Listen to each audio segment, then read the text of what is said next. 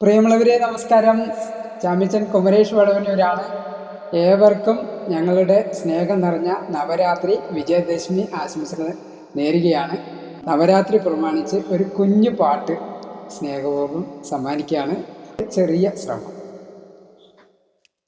തൃക്കാർത്തിക നാളിൽ മധുരാപുരിയിലെ ഭക്തന പൂജാരി അണയുമ്പോൾ അനുഗ്രഹം ചൊരിഞ്ഞമ്മ പുഞ്ചിരി തൂകുന്നു.